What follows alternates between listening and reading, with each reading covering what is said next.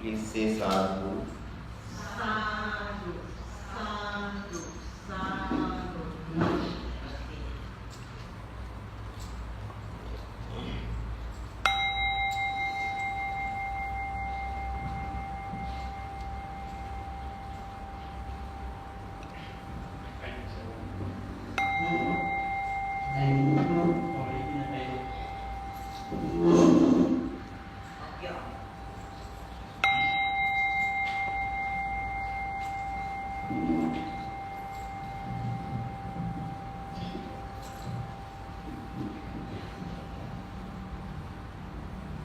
Again, please say sadhu.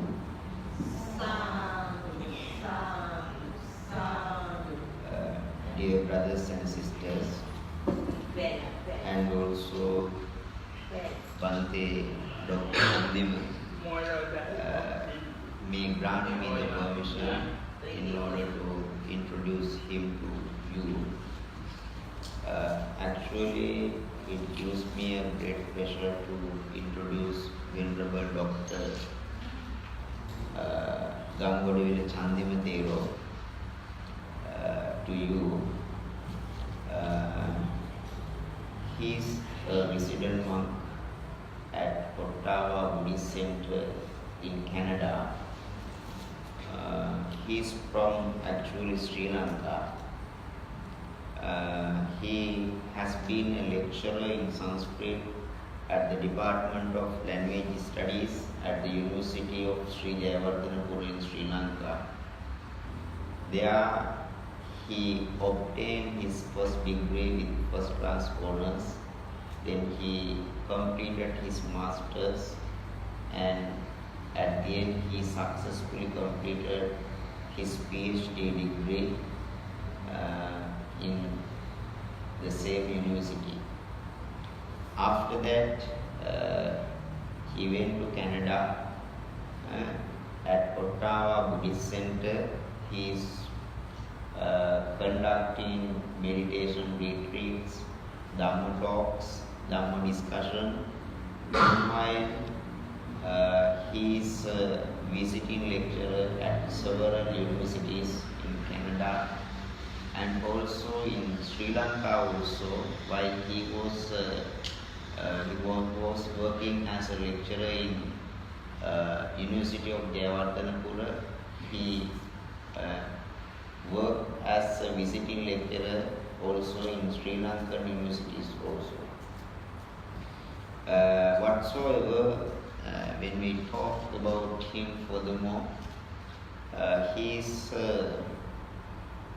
an outstanding Buddhist monk, becoming a veteran Dhammi speaker in the world.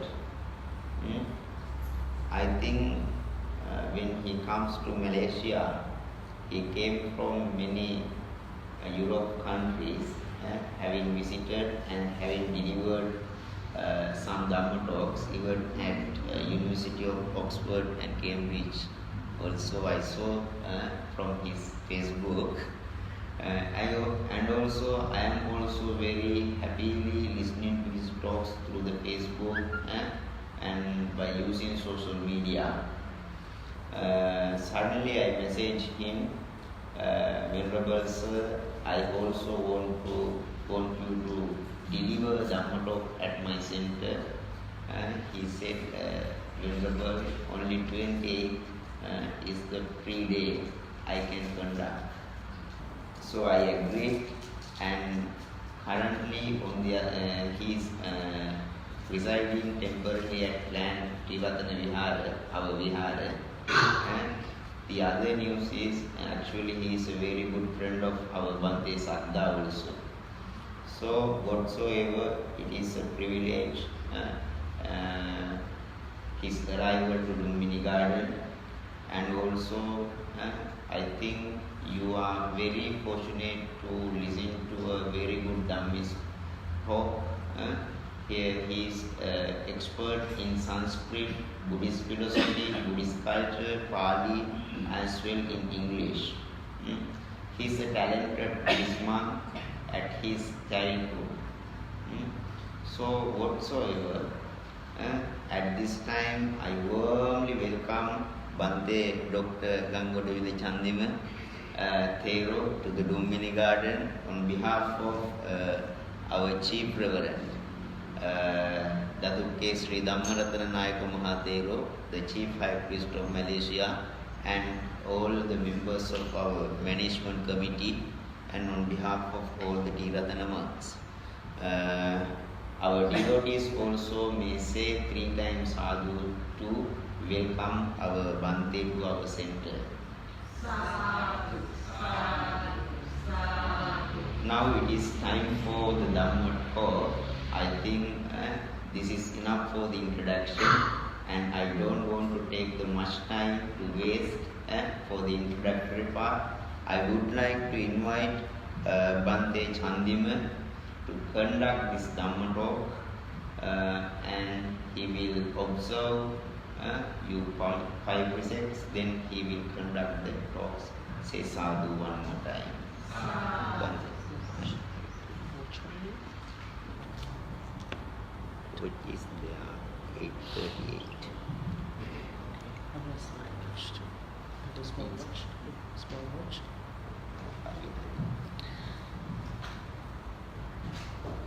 Dear Venerable Vineet and the friends, devotees who have gathered here, and I think I'm really happy to be here today, and it was a very random type of invitation, and then the discussion went on that way. Anyway, I think I'm really happy to be here. I think that I came to this place, I don't know, maybe do you guys have a different temple 8 years back? Okay, maybe there was a different monk and I guess I came here. Okay, so maybe somewhere. Anyway, so let's begin by giving 5 precepts. So please say sadhu 3 times. Sadhu, sadhu, sadhu. Say namo tassa 3 times to observe 5 precepts. Namo tassa bhagavato arahato samma sambuddhassa. Namo tassa bhagavato arahato samma sambuddhassa. Namo tassa bhagavato arahato samma sambuddhassa. Buddhang saranang gacchami. Buddhang saranang gacchami. Dhammang saranang gacchami. Dhammang saranang gacchami. Sanghang saranang gacchami. Sanghang saranang gacchami. Dutiyampi buddhang saranang gacchami. Dutiyampi buddhang saranang gacchami. Dutiyampi dhammang saranang gacchami. Dutiyampi dhammang saranang gacchami. Dutiyampi sanghang saranang gacchami. Dutiyampi sanghang saranang gacchami. Tatiyampi buddhang saranang gacchami. Tatiyampi buddhang saranang gacchami. Tatiyampi dhammang saranang gacchami. Tatiyampi dhammang saranang gacchami. Tatiyampi sanghang saranang gacchami. Tatiyampi sanghang saranang gacchami. Panati pata veramani sikkhapadang samadhiyami.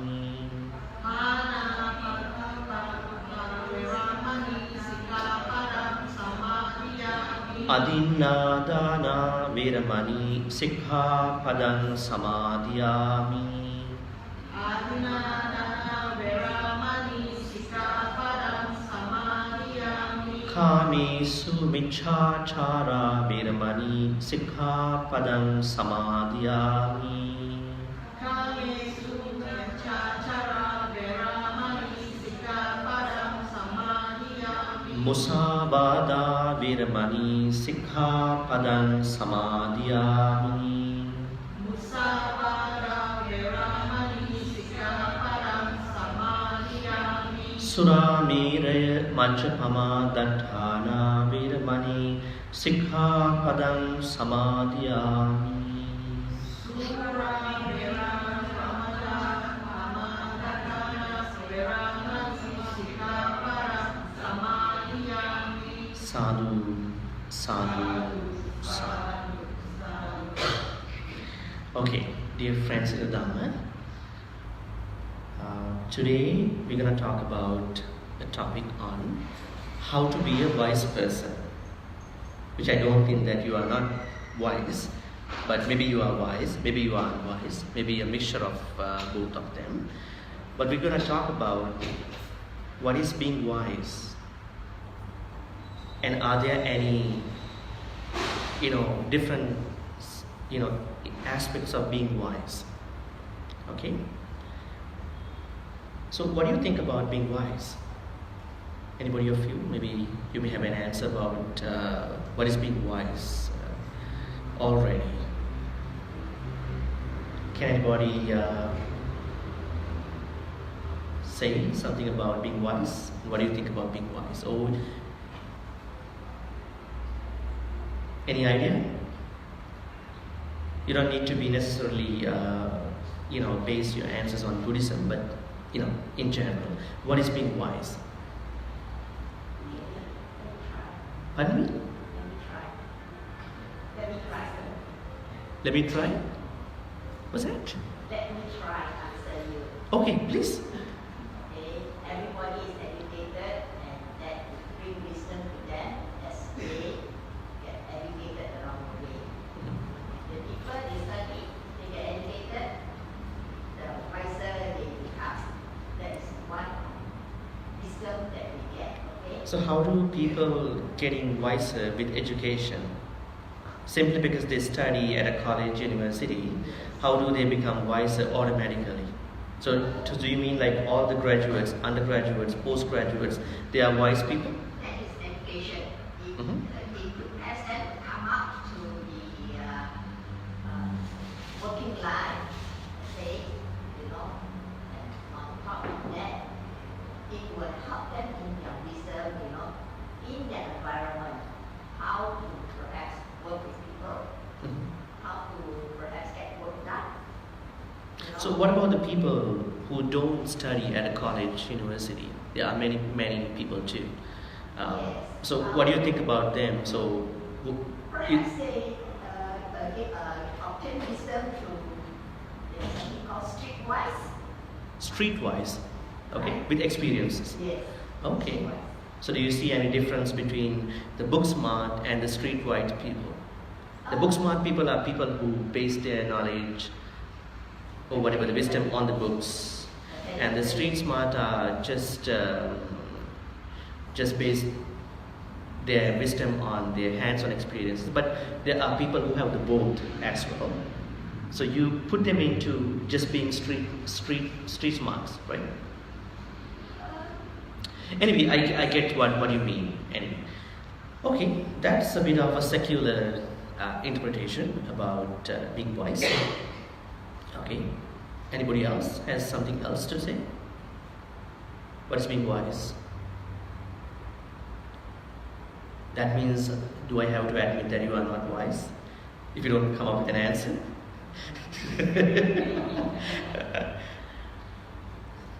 Okay, let me tell you. In the Buddhist teachings, we find there is this conventional wisdom and then non-conventional wisdom. There are two types of wisdom. Okay? So, what we understand at the conventional level is something that we need to periodically understand on how best we need to face the situation, respond, react. That is basically secular. non-conventional, right? And people may add the word called being smart, so as to be wise. And at the non-conventional level, that means the higher level, that is what we call wisdom, anatta, not self. That's a hardcore, deeper teaching in Buddhism, and also the main goal of Buddhism, to understand the concept of anatta. There's no I, me, myself at that level. But before we talk about this non-existing I, me, myself, we need to know what is the conventional level, which is very important to all of us in this society. Okay? So when someone is thinking that you are wise or not, they typically base you on that secular, conventional wisdom. Okay? So Buddha uses two words actually for the people who are wise and for the people who are unwise. So he uses the word called Sappurisa and also Pandita. Have you ever come across these two words in your chanting books or wherever? You have come across. Maybe you forget about that. What chantings do you do? What chantings do you recite, chant every day? You only have chanting books. What are the sutras you chant every day?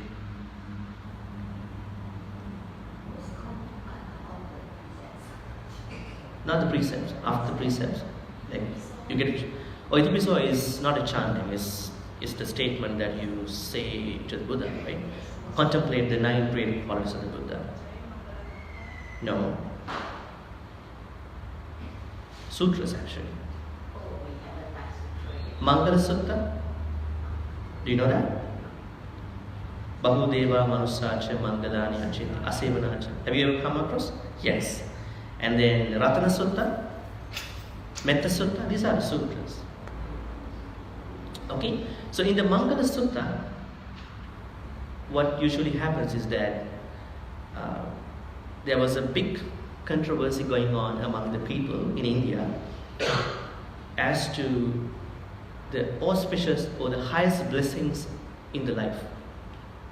And then the humans had different ideas. They thought that the things, people that they get to see, like monks or good people, maybe good things, images, statues, whatever the stuff, are the highest blessing. If you get to see a monk, if you get to see a Buddha statue, if you get to see a very influential person, they thought it would be the blessing.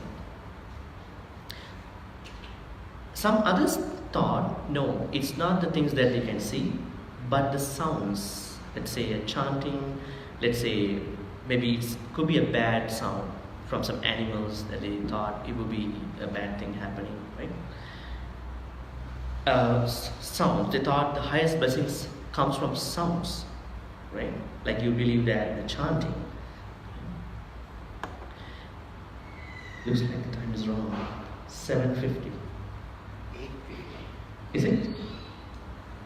Okay, he can do that.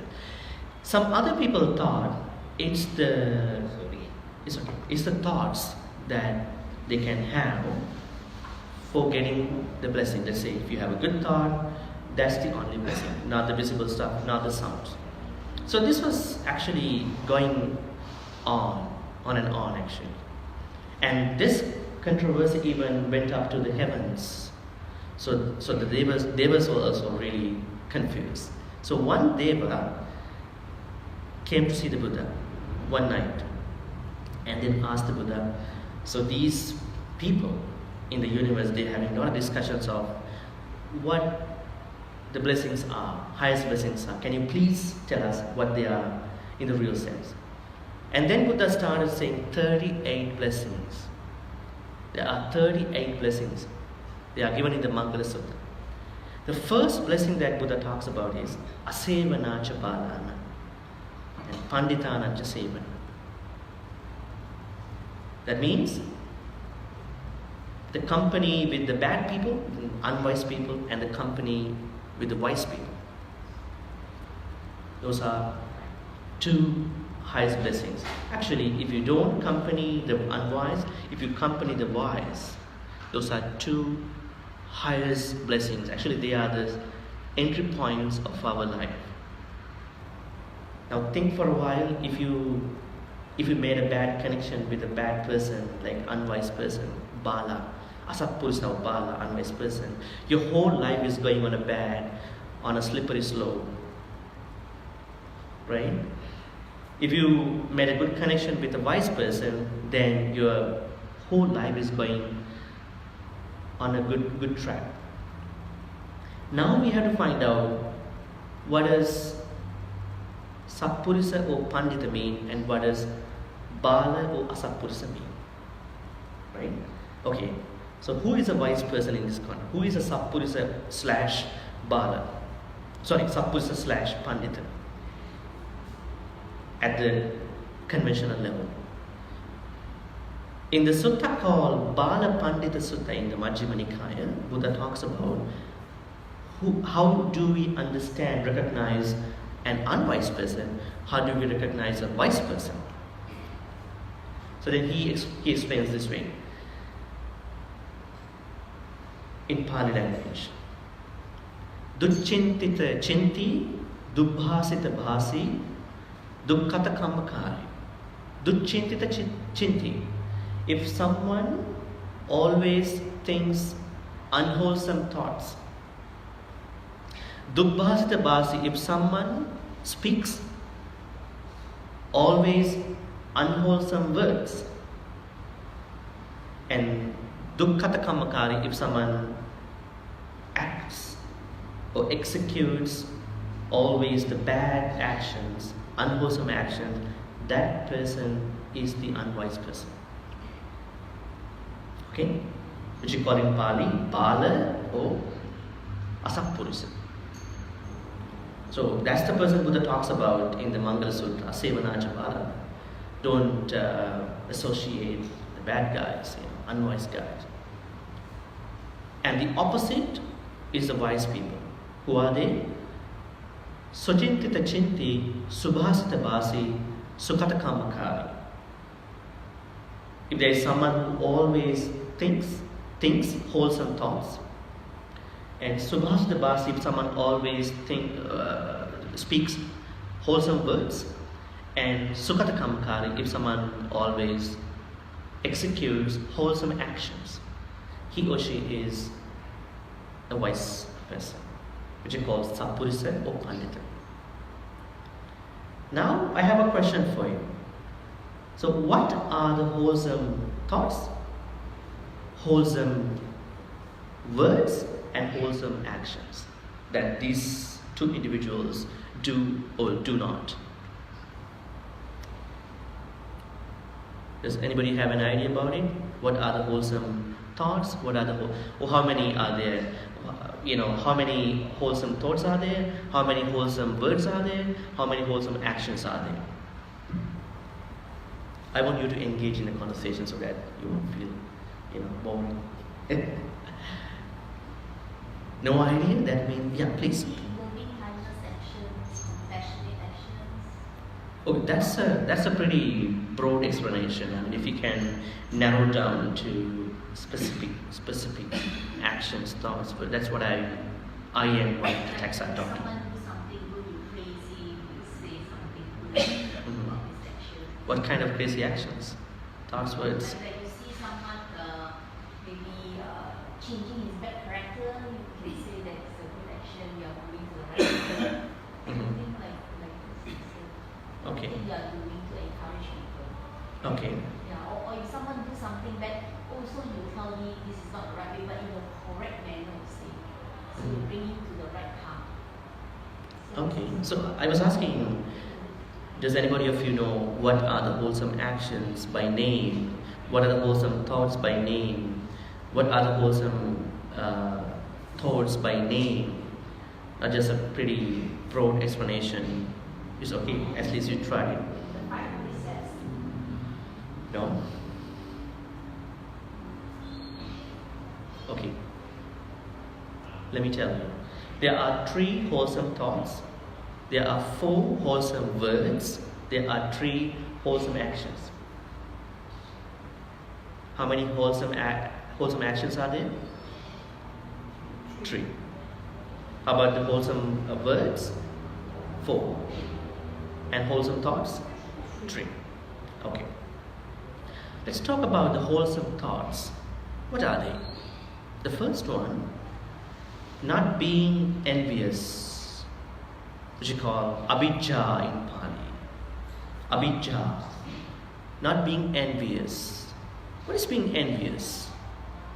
Have you ever been envious? Anyone of you? Before that, you should tell me what is being envious. What is being envious? Exactly. Something similar, but you had to draw the line, specifically. What is being envious? What is being jealous? There's two things actually. In English, people call being jealous and being envious as 2 things, but in a similar context. What is being envious? Somebody, let's say education, is scoring better than me. I envy or Pardon? study better to challenge that. That would be envious. Study better to. Envious. Let's say it's education. Okay. Someone is scoring much better than me. Okay. I envy that he's doing so well. Okay. So I will challenge that. I envy that he's doing so well. Then it will bring me up. Actually, that's being jealous. If you make a personal connection to whatever the object, that's being jealous. If you don't make a personal connection, it's being envious. I would give you an example. Now, if there is someone who gets to see that there is someone else doing better, but she doesn't think that I should compete that person, but I'm simply uncomfortable by looking at what my friend or that person is doing. That is being envious. For example, when the poor get to see the rich people, they don't make a connection, they know they can't make a connection, and that's being envious. But if someone is to think, oh, that was my scholarship, he got it. That was my girlfriend who got it. That was my boyfriend who got it. She or he got it. That was my money, that was my job that I would have gotten if that person hadn't been there. When the moment you make a personal connection, then you are with jealousy. But when you are simply being uncomfortable with the stuff that you see or feel, that's called being envious. Make sense? Okay. So the first wholesome thought is not being envious, which is called abhijja. Okay. But someone may say, okay, I'm gonna buy a car, but I like your car too. So let me see what are the features in the car and the brand and the model and so on and so forth. So because I want to make a reference to buy my own car, but I make a reference, but I'm not liking that in the way that I am jealous. That's a different context, because you want to make a reference, right? But if that person thinks, oh, I really like this car, I want to get it in one way or the other, I'm really greedy about it. So then you are actually developing this envy thing. Okay? The moment you make a personal connection to the stuff, and then that's being jealous. Okay, anyway, we are actually going beyond the topic. So, not being envious. So you should have thoughts of not being envious. Is it possible? Is it easy? Not that easy. It's challenging. That's why you may have forgotten that. Maybe. Anyway, so that's every good thing is challenging. Every bad thing is easy. If you want to gossip about someone, if you want to blame on someone, if you want to do bad things, it's pretty easy. If you are not to do bad things, it's pretty challenging, right? Even to come and sit down for a while is challenging, right? You think that, oh, I could have walked the time that I stayed here, Anyway, so thoughts of not being envious, the first wholesome thought. The second one, thoughts of not destroying anyone in any format. Like in the 5 precepts, do you know that the first precept called that you take the precept of not killing any being? That means physical execution. But when it comes to the second unwholesome thought, what happens is that you are not developing any thoughts of destroying anyone, even by a thought. Right? So what are the ways whereby people, beings, destroy other people, other beings? We definitely know that physical assault is very visible, but what are the other ways that beings kill other beings, destroy other beings?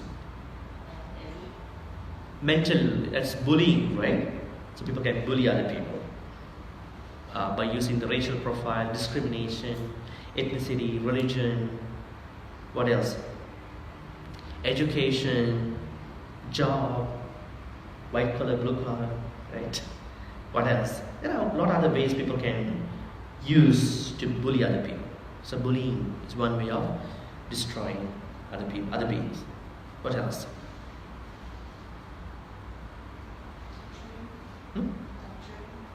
Torturing, yeah, torturing. Physical torturing? Mental, like emotional, mental. That's what we talked about by bullying, right? So bullying, yeah. What else? What about the character assassination? Somebody is to,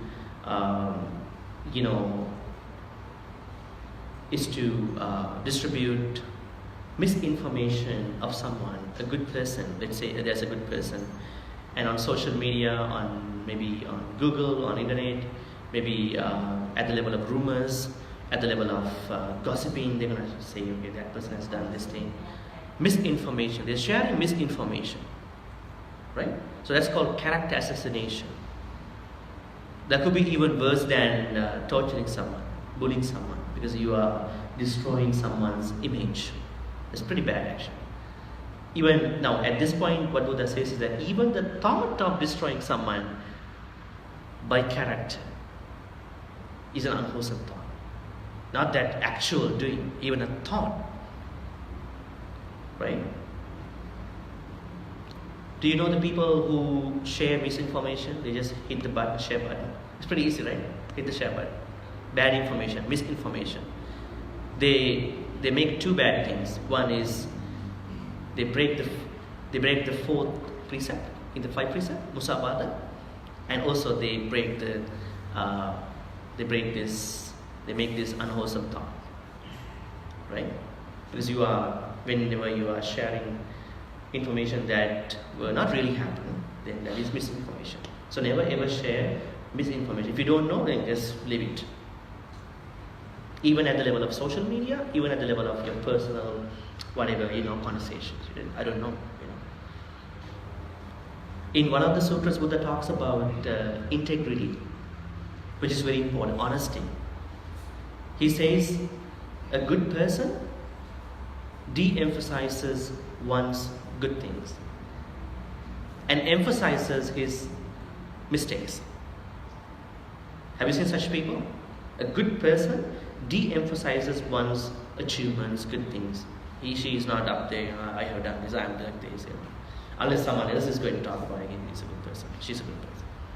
And also, he emphasizes others' good things and he de-emphasizes others' bad things.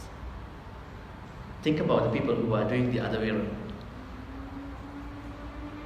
That person is the one who has the integrity. Now in the West, it's a big topic. People are double-minded, People talk about something, behind the back, people talk something else, right? So people really like the people who have integrity, which has honesty, which you call moral uprightness. Some don't have even moral uprightness. What is moral uprightness?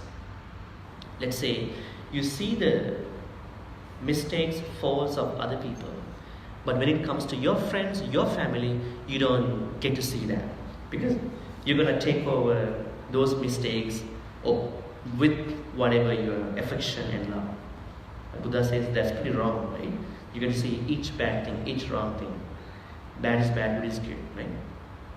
Anyway, so the second unwholesome thought is that having thoughts of destroying other people. So we talked about bullying, we talked about thoughts of, character assassination. What else? Oh, revenge, like strategic planning to put someone down, right? Sarcastic words, right? Some people are very sarcastic, right? They don't say that in public directly. They're gonna destroy people, indirectly. Sarcastic people, right? You may be sarcastic for a good cause, but a lot of people being sarcastic to lash out, to express their whatever bad stuff. It's politics. Don't talk about it. So anyway, that's the second unwholesome thought. The third one is thoughts of wrong view, which you call michaditi. If someone is having thoughts of wrong view, what is wrong view in Buddhism, Buddhist teaching? There are two types of wrong view, right? Sorry, there are two types of right view, and there's one type of wrong view. Wrong view means if someone is to think about there are no benefits of offering dana, there are no benefits of taking care of one's mother, father, there are no benefits of believing the spontaneous beings. Who are they? Spontaneous beings?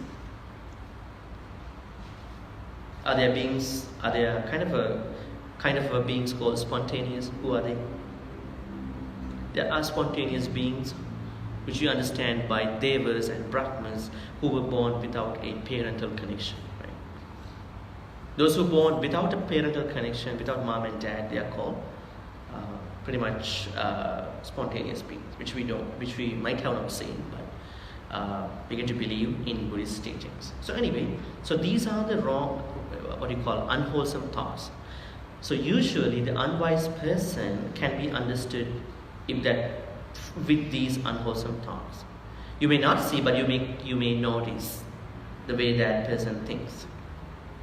Because if you are with such a person, you get to know what kind of thought that person is having, right? Because you can understand a little bit, with the conversation. Second, what are the unwholesome or wholesome words? Of course, you know one, right? Telling lies. Don't be a liar, right? Are there liars in the world? At least on April 1st, Fool's Day, try to make lies, thinking that they are the good truth speakers for the rest of the year, actually. So the first wholesome word is not telling lies, right? Being truthful. But can we tell the truth all the time? How does it go actually in your normal everyday situations? Can we always be truthful? White lie. White lie? White lie. Can you explain a little bit? It is a lie, but it's a good lie. How come a lie become a good thing? In what format? Okay. You explain to all of us. Let's say you are celebrating somebody's special birthday, okay? And you don't want this person to know, okay? Then Don't want the person who is actually celebrating the birthday, but you're going to actually do a surprise. We are celebrating a birthday for him. Okay. So we will tell him a white lie to take him out or do some other things, from carrying his birthday badge for him. Okay. So when he comes back, he thought nobody is bothered about his birthday, Okay. honoring him, Looks like there's a black lie too. White lie, black lie. If you talk about the colors. Okay, I will put it in this way. The reason why I ask you, truth can sometimes be told, sometimes become frustrating to some. Because, for example, like let's say, if I know if I'm gonna talk the truth, but the truth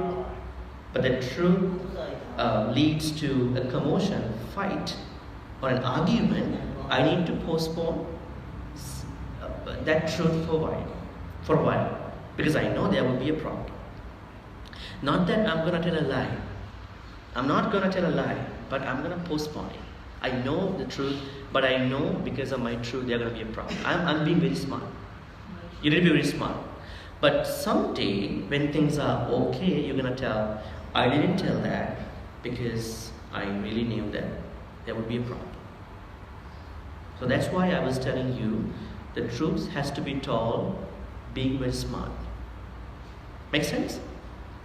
For example, someone is trying to kill someone, and then this person who is the victim is running faster, and then knocks a door of somebody else, say somebody's coming behind me, gonna do something really bad, and then please help me.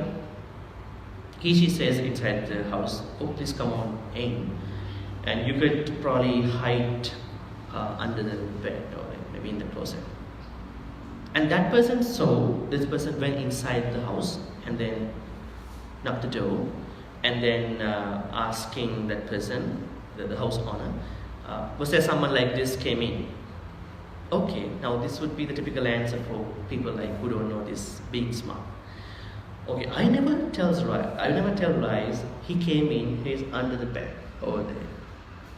Would that be a right response? Good response?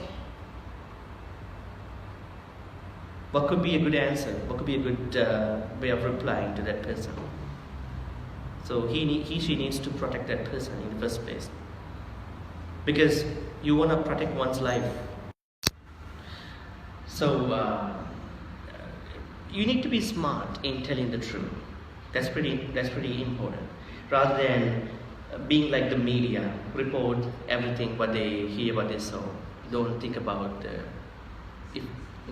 effect or impact from the viewer's side, right? So anyway, not telling lies. That's the first wholesome word. And then that's called musabata. Then pisuna vacha. What is pisuna vacha? Not slandering. What is slandering? Do you know what does slander mean? Slander means you are talking behind the back. You talk to someone pretty good, and you go inside somewhere, and then not here anyway. And they say, the worst person I met. So you're having double-minded, that thing. So that's called slandering. That's pretty bad. It's an unwholesome word, right? Because we don't have an integrity of our character. We talk to people in a different way, and we talk to other people in a different way, right? So we should have that integrity. That's a bad, unwholesome word. And the third type of unwholesome word is parusavacha, not using hurtful words. Are only the swear words hurtful, or there are other words that can be hurtful too? The good words can be hurtful too? Can good words be hurtful at some point? Yes, in the way you present. Maybe you may be sarcastic to someone. You never know, but that person is trying to, underscore you, despise you, blame you, but in a good way. You never know, but you are being used, right? So not even the swear words, but also words, pretty much generic, hurtful words in whatever the language. When we speak, we have to be careful what words we use traditionally, culturally, nationally, internationally, because each culture is different. So the word you use here may be a bad, hurtful word in another country, right? So we have to be very careful. The fourth unwholesome or wholesome word is not being an idle chatter or a gossiper. What is being an idle chatter? What is being a gossiper? Are these two things or one thing? What is being an idle chatter? Idle chatting means they just keep idling, for talking, right? Idle chatting. Like there's no distinct purpose for that speech. They just keep talking, like non-virtuous stuff all the time. What is being a gossiper? or gossiping, this thing happened, that guy did that, They are pretty unmeaningful. They are not important for the time. They are not important for you, neither other people. They are not timely. At the end, you are wasting your time. So Buddha said, that's the last unwholesome word. So if you are keeping away from that, so you have the wholesome word. Now see, if you know your friends, people, family speak these 4 unwholesome words or wholesome words, then you're going to understand he, she is a wise person or an unwise person.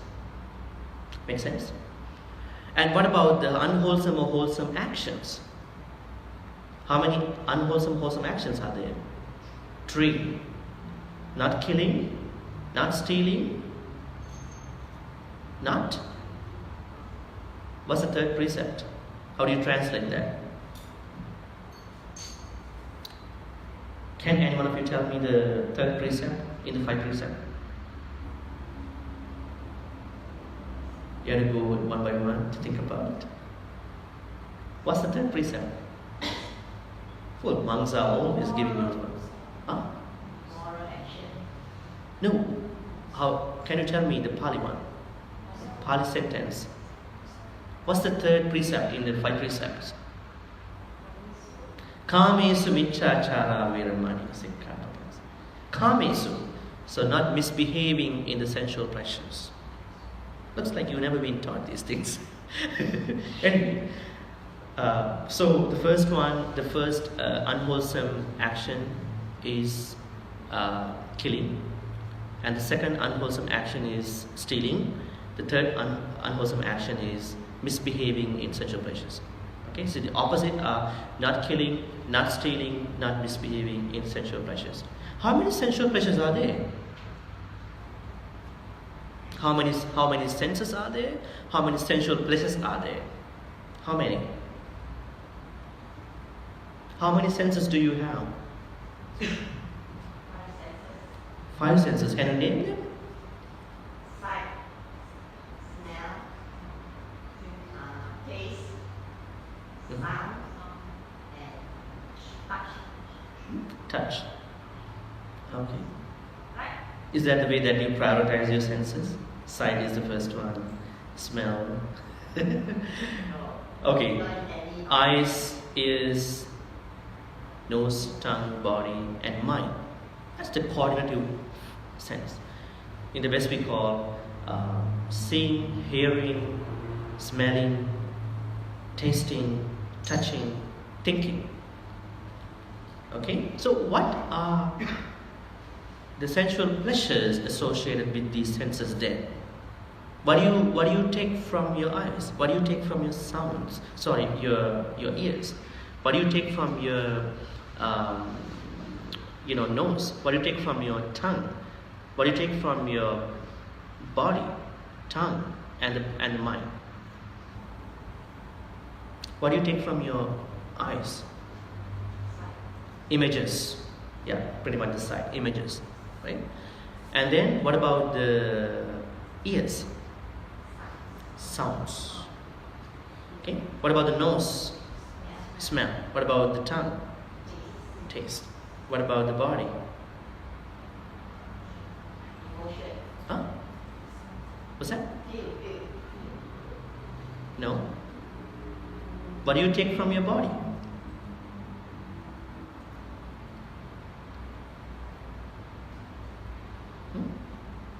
Contact or touch. Do you have a contact now? So the moment you sat down here, you had a contact. And you sat down in the best possible posture.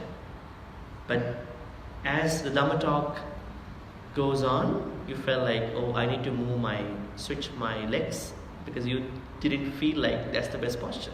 Then you sat down. So you're getting to the happiness by shifting your postures. See, happiness is like that. You are changing things. Right? What about the mind? Thoughts.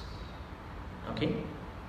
So, Kamesu Michachara means, the third unwholesome action or wholesome action means that when you behave with your pleasures, then you are having this unwholesome action. When you don't behave, which means misbehave in sexual pleasures, then you are not having that. That means you are having unwholesome action. What is behaving and misbehaving? How do you misbehave your piece of eyes? How do you misbehave your ears? How do you misbehave your nose, tongue, body, and mind? How? Any idea? Let's take the tongue. How do you misbehave your tongue? What do you take with tongue? Drinking alcohol? What? Well, I mean, you use your tongue to eat and drink, right? Not even alcohol. Well, not alcohol, of course.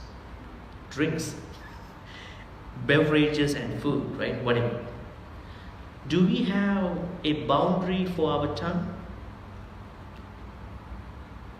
Do we have this balance in eating? Do we eat too much? Do we eat too less? Do we eat whatever the food our tongue wants? This is the problem. That means we need to have a boundary. This boundary could vary from one person to the other person. X might say, I want to have 2 plates of rice. Y might say, I'm okay with 1 plate of rice. C might say, I'm okay with half of that amount. So boundary is different, but the main important thing is that you have a boundary. But a lot of people don't have a boundary. So they just taken over by something outside. Food taking them over. Images taking them over. Smell takes them over. Touch takes them over. Thoughts take them over. What did Buddha say? No. Your eyes has to take over your images. Your ears have to take over your sounds. Your nose has to take over your smell. Your tongue has to take over your taste. Your body has to take over your contact. And your mind has to take over your thoughts, not the other way around. Right? Because usually what happens, pleasures are going to take over your senses. But what we have to do is we have to let our senses to take over the pleasures, so that you have a good management of your senses. Anyway, so kamasa vichachara, so not misbehaving in a sexual pleasure. So these are the 3 ways of spotting out or recognizing, figuring out an unwise person or a wise person. Does it make sense? Now you know how to recognize a wise person or an unwise person. So if you are sure that you are not wise, then you need to practice these 3 wholesome actions, 4 wholesome words, and 3 wholesome thoughts. So this is at the conventional level that we talked about the wisdom. Now we're going to talk about this non-conventional wisdom, the main goal of Buddhism. What is it? To become an arahant, to attain Nibbana Bhante. And Buddha said, what everybody needs to understand is this concept called anatta. Has anybody of you heard this one before? Anatta. What is anatta? Not self. There's no I, me, myself. But conventionally, yes, we have I, me, myself. Why is it important to keep that conventional self? Why? We need to take care of us. If you don't take care of you, you'll be having a hard time. You need to take a good shower, you need to take good food, you need to take care of your family, you need to study, because there is self at the conventional level. But at the non-conventional level, there is no self. That's what Buddha says, anatta. So don't actually confuse these 2. See them at different 2 levels. Okay? So how do we understand this anatta, this not self? Can anybody tell me? In your normal life, daily life, how do you understand that? How do you figure out anatta? Do you think you exist? At the conventional level. But at the non-conventional level, neither of us exist. right? Even the person, the previous self in the previous life do not exist. Now if you're going to say, okay, I done good karmas in the past life, you can say that. Because that previous self no longer exists. Let's say somebody starts blaming you for nothing, and then what happens immediately in you? You get very upset. Why? That person shouldn't have blamed me. But actually, the other person blamed was not existing anymore, any longer. Am I right? Let's say there's X and Y. So Y blames X 20 minutes ago. So now X is to think, okay, Y blamed me for nothing. He couldn't have blamed me. But actually, that previous X is not living any longer. It's done. So this is the concept of anatta. But unfortunately, people don't get this. People always think, oh, why blame me? He shouldn't have blamed me. Always think previous self still exists. That's why Buddha says, if we are really into anatta, we can minimize a lot of problems. Especially in the arguments. When people argue, right? Do you remember what Buddha said to a Brahmin one day? There was one Brahmin came to see the Buddha. He really wanted to blame the Buddha. And he started blaming, and Buddha said nothing. And after some time, after a while, and Buddha asked him, are you done with your blame? He said, yes. Okay. Can I ask you some questions? He said, okay. And then he started asking, the Buddha asked questions like this. Do visitors come to your house? Pretty normal questions. He said, yes. What do you do when visitors come to your house?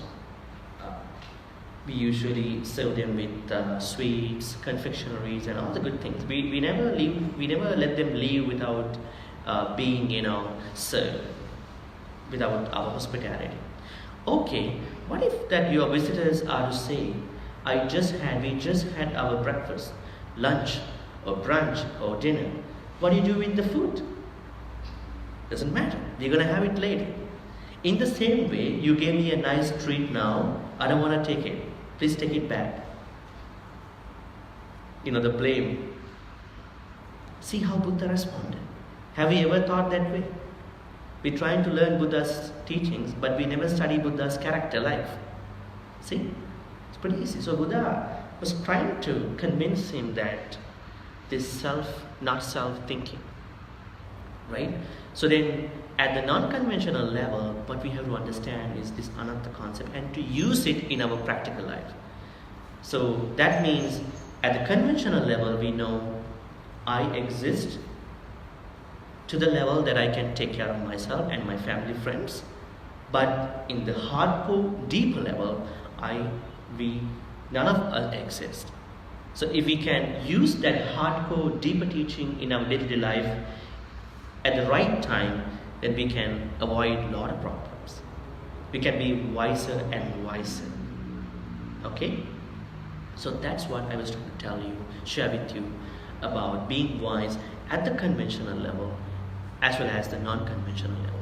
So now I would like to give you a time to ask any questions about this talk, and then we can wrap this up. Thank you.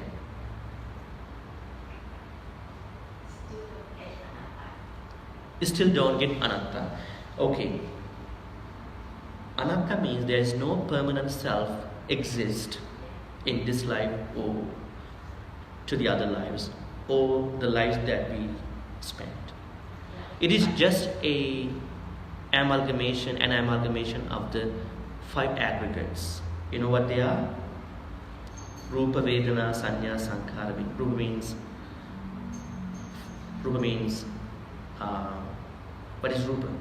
Form, Vedana feelings, Sanya perception, Sankhara formations, Vijnana consciousness. When there are these 5 in anything, any person, we call it a person, right? When we die, these things getting recycled. What will happen to our body? Body getting recycled. Either you bury it or burn it. What will happen to our feelings? It'll go with your consciousness. What will happen to our perceptions? Go with our consciousness. But they are not permanent. They are always getting changed all the time. What will happen to our formations, sankharas? They will go with the consciousness. What will happen to our vijnana? Vijnana is what all the other stuff, the perceptions, formations, feelings, make up. Right? And on the side of elements, what would happen to our body? Solid parts of our body getting recycled, getting recycled back to the solid parts.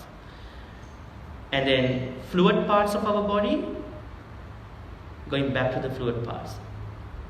Temperature, our temperature, the last time, it will be recycled back to the temperature outside. What about the last breath? Getting recycled, getting back to the air.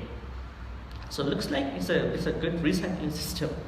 So what I was trying to tell you was, anatta means, even though we understand someone, a being with the 5 aggregates that I mentioned to you, but there is no actual person. So that means you can say there is a self exists, but it's an amalgamation of something else. For example, you take a car. What is car? Is it the steering wheel? Is it the dashboard? Is it the trunk? Is it the body? Is it wheels or what? What is car? It's the whole thing, right? Car means the whole thing. When you say person, it's not the nose, it's not the body. It's the whole thing, right? So Buddha says this whole thing exists when there are many other things getting amalgamated. But what will happen at the end? They don't exist. They don't really exist. That is what we can take it as a person, as something. So there's an illusion. So understanding that this is an illusion, there is no actual person, actual thing, is anatta.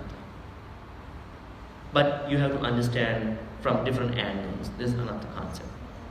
Make sense? Okay, little bit. Okay. But the application to the conventional life? Application to the conventional life is something like this. Let's say now, as I told you, we have this conventional self and the non-conventional, the anatta concept. That means you think you exist as a convention, but you don't exist as according to anatta concept, because you are an amalgamation of 5 aggregates. So understanding that into the practical life is very important. Now, one very easy thing I can tell you, that thing is that when somebody blames you, when somebody is giving a hard time, if you think you exist, you are in trouble. If you think that I don't exist, so this person is blaming someone who doesn't exist, so why I become upset about it? Does it make sense?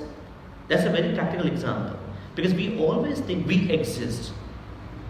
So, and we brandish the name, so X, Y, Z, there's and, there's Y, there's whatever the stuff. And then we try to respond to other people being with that picture. That picture doesn't exist. It's just an amalgamation. So if we think that in the practical life, I think we don't have many issues.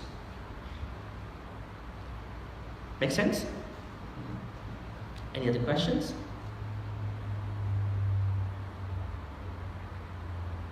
I think if you practice the anatta in our daily life, you will be more able to let go and more freer.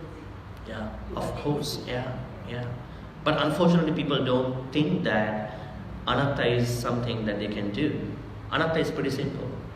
Like if they can think that this I don't exist, then that's the key actually here.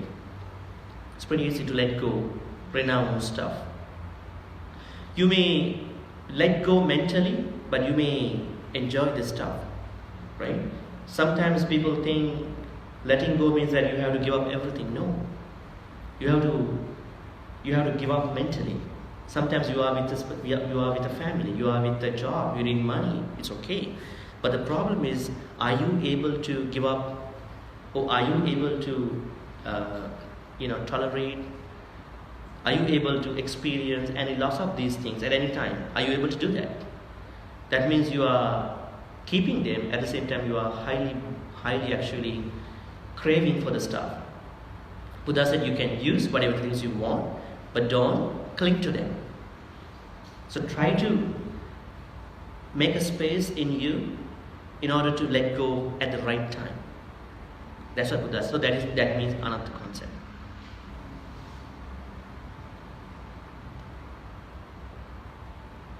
Yeah.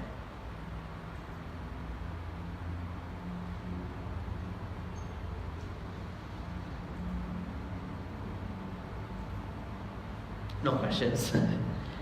If there are no questions, we can wrap this up. Okay?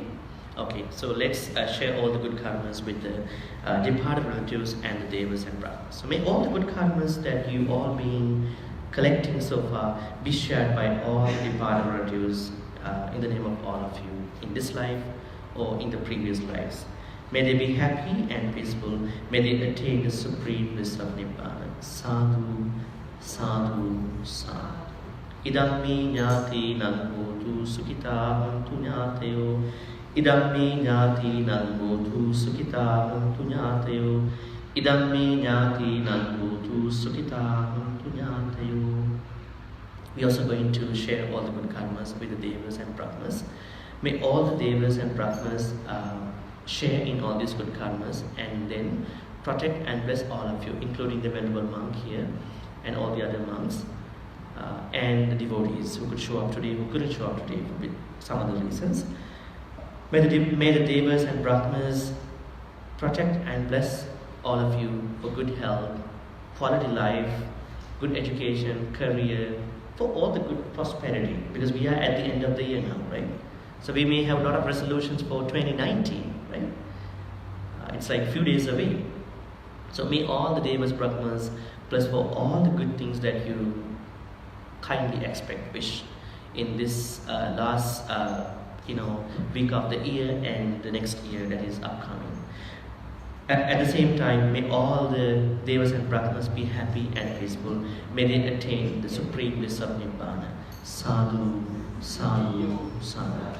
Ittavatacha amhehi sampatan punya sampadan sabbe deva anumodantu sabba sampatti siddhya. Ittavatacha amhehi sampatan punya sampadan sabbe bhuta anumodantu sabba sampatti siddhya. Ittavatacha amhehi sampatan punya sampadan sabbe satta anumodantu sabba sampatti siddhya. Finally, let's make a great wish. May all the good karmas we've been collecting so far help all of us to attain the supreme bliss of Nibbana. Sadhu, sadhu, sadhu. I'm going to bless you with a couple more stanzas. Abhivadana silisse nicchan vaddha pachayino chattaro dhamma vadhanti ayuvannu sukham balam ayurarogya sampatti sakha sampatti mevacha ato nibbana sampatti iminati samimchatu. Sadhu, sadhu, sadhu. You gonna say something?